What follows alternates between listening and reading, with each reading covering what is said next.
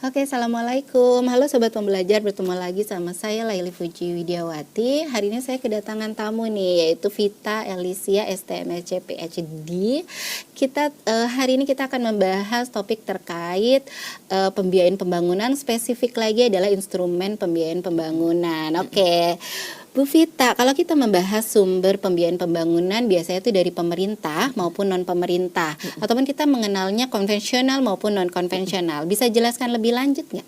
Oke, baik. Betul sekali Bu Leli. Jadi ada dua sumber pembiayaan pembangunan yang utama. Yang pertama adalah sumber pembiayaan konvensional, yang kedua adalah sumber pembiayaan non-konvensional. Kalau sumber pembiayaan yang konvensional gitu umumnya bisa berasal dari APBN atau APBD gitu ya, yang dapat bersumber dari penerimaan pajak gitu ya, retribusi, bea cukai gitu, ataupun belanja pemerintah pusat ataupun daerah. Kemudian selain itu ada juga pinjaman dalam negeri gitu, yang bentuknya dapat melalui penerbitan surat utang negara atau SUN gitu, kemudian obligasi pemerintah dan juga melalui pinjaman perbankan lainnya gitu. Ada juga sumber pembiayaan dari pinjaman luar negeri, baik itu bilateral antar dua negara ataupun multilateral dengan lembaga-lembaga internasional seperti itu. Nah, sedangkan yang sumber pembiayaan non-konvensional itu sumber pembiayaan yang memang berkembang gitu ya saat ini seiring dengan kebutuhan dan inovasi di bidang pembiayaan pembangunan gitu. Bentuknya berbagai macam gitu ya.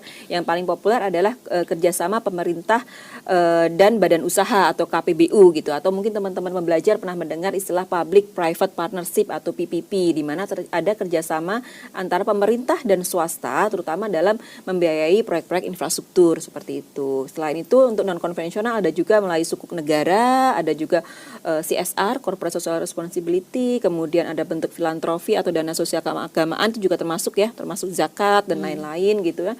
Dan juga pembiayaan berbasis inovasi keuangan yang bentuknya beragam sekali begitu ya. Jadi memang Bu Leli, pembiayaan pembangunan saat ini tidak hanya terfokus pada mengandalkan anggaran negara atau utang, tetapi juga berbagai sumber skema inovatif yang lebih berkelanjutan. Baik. Kalau terkait instrumen pembiayaan pembangunan gitu ya, biasanya kita taunya terbagi tiga tuh. Jadi baik itu debt, revenue maupun equity financing gitu. Sebenarnya bagaimana sih instrumen pembiayaan pembangunan yang diaplikasikan di Indonesia? Gitu. Oh baik. Jadi di Indonesia sendiri kita menerapkan menggunakan ya prakteknya kombinasi ketiga instrumen tadi gitu ya. Jadi yang pertama betul yaitu revenue